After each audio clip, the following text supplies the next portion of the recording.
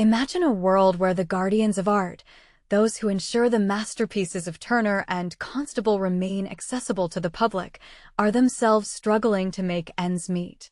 This is the stark reality for many staff members at the Tate galleries in the UK, who have taken a stand with a week-long strike over pay and working conditions.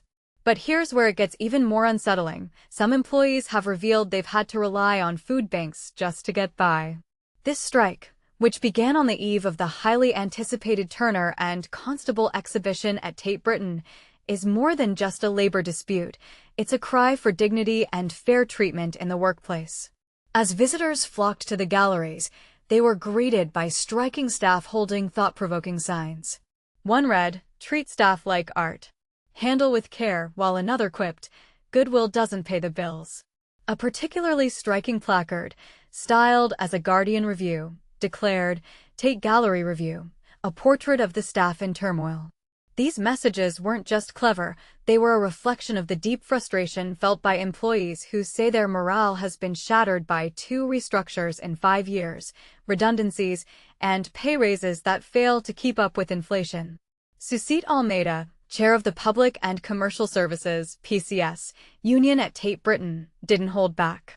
She highlighted the anger among staff over the gallery's decision to offer below-inflation pay rises for 2 consecutive years, at a time when many are financially stretched. They can no longer afford their rent, members are on universal credit, and some are using food banks, she said. It's a stark contrast to the institution's mission to celebrate art and culture, while those behind the scenes struggle to survive. The Tate's response? A spokesperson emphasized that the institution has made careful savings to invest in staff pay, including a 3% salary increase for most roles, while directors have taken a 0% increase.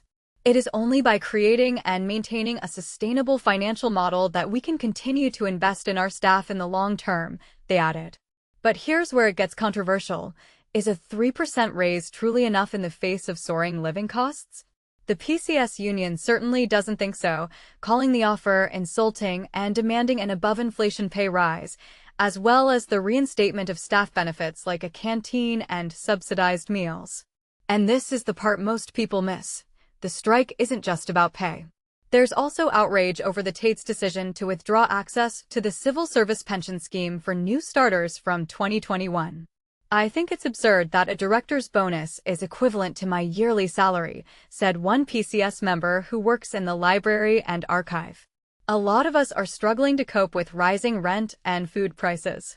A sculpture conservationist, speaking anonymously, added, "People look at our jobs and say it must be amazing to work with these works of art, and it is, but it's not a hobby. We still have rent to pay, mortgages, and bills. And our pay is going down every year, so it's hard to sustain." The strike, which followed a ballot where 98% of PCS members voted for action, could disrupt operations well into the new year if an agreement isn't reached. This means exhibitions like Tracey Emin's upcoming show at Tate Modern in February could be affected. But the bigger question remains, how can an institution dedicated to preserving and celebrating art allow its own staff to feel undervalued and overlooked? Is the Tate's financial model truly sustainable if it comes at the expense of its employees' well-being? And what does it say about society when those who care for our cultural treasures are forced to rely on food banks? These are the questions that linger as the strike continues, and they're worth discussing. What do you think? Is the Tate doing enough, or is it time for a radical rethink of how cultural institutions prioritize their staff? Let's hear your thoughts in the comments.